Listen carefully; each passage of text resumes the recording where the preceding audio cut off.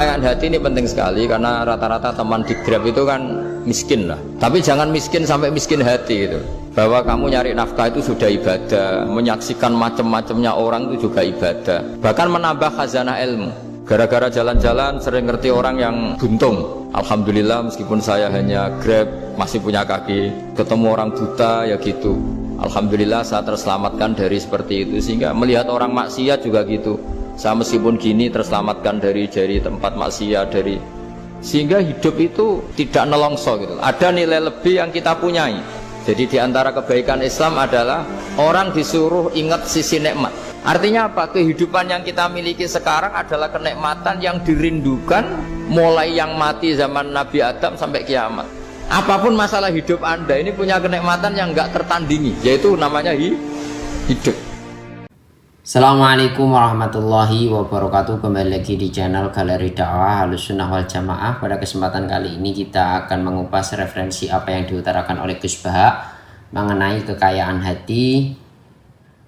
Kita harus mempunyai kekayaan hati di mana apa yang kita lakukan selama ini itu sebenarnya bernilai ibadah, seperti mencari nafkah bernilai ibadah, bertemu dengan orang-orang asalkan tidak maksiat bernilai ibadah, terus menambah wawasan juga dinilai ibadah.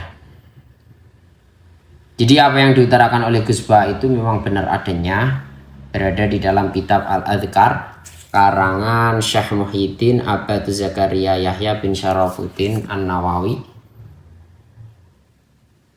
di dalam halaman 9 ya. Jadi intinya keterangan Gus Baha itu berada di halaman 9, tapi perlu kalian ketahui di sini di halaman 4 ada keterangan menarik. Amma ba'du faqad qala Allahu al-'alimu al-'azizu al-hakim fadhkuruni adhkurkum wa qala Allahu ta'ala wa ma khalaqtul jinna wal insa illa liya'budun. Sungguh Allah Subhanahu wa ta'ala telah mengucapkan di dalam Al-Quran, fadhkuruni adhkurkum, ingatlah kalian semua kepadaku maka aku akan mengingat kalian semua. Wa ma khalaqtul jinna wal insa illa liya'budun. Allah Subhanahu wa ta'ala menciptakan jin manusia untuk menyembah Allah Subhanahu wa ta'ala, untuk beribadah kepada Allah Subhanahu wa ta'ala.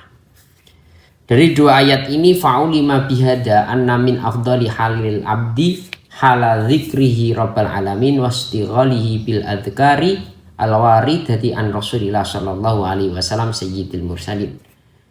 Dari dua ayat ini dapat diketahui bahwasanya kondisi hamba yang paling utama ialah kondisi di saat hamba tersebut mengingat Allah Subhanahu wa taala dan disibukkan dengan mengucapkan zikir-zikir yang telah diajarkan oleh baginda Nabi Agung Muhammad sallallahu alaihi wasallam.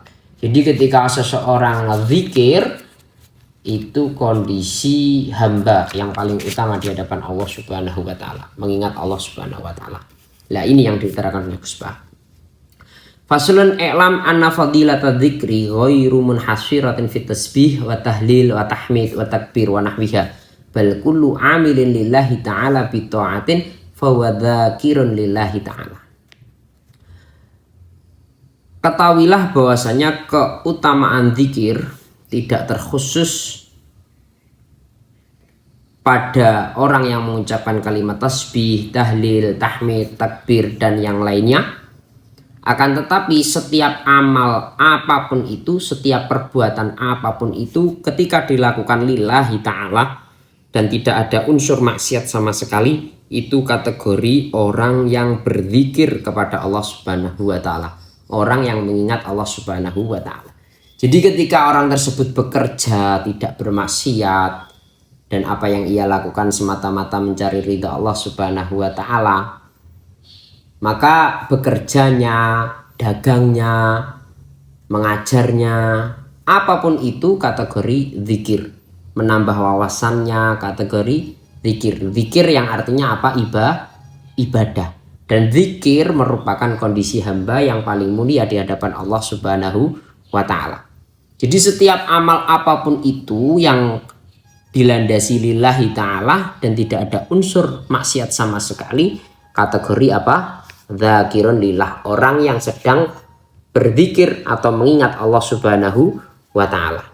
Jadi apa yang diutarakan oleh Gus Bah itu memang benar adanya. Semoga bermanfaat. Walafu minkum. Wassalamualaikum warahmatullahi wabarakatuh.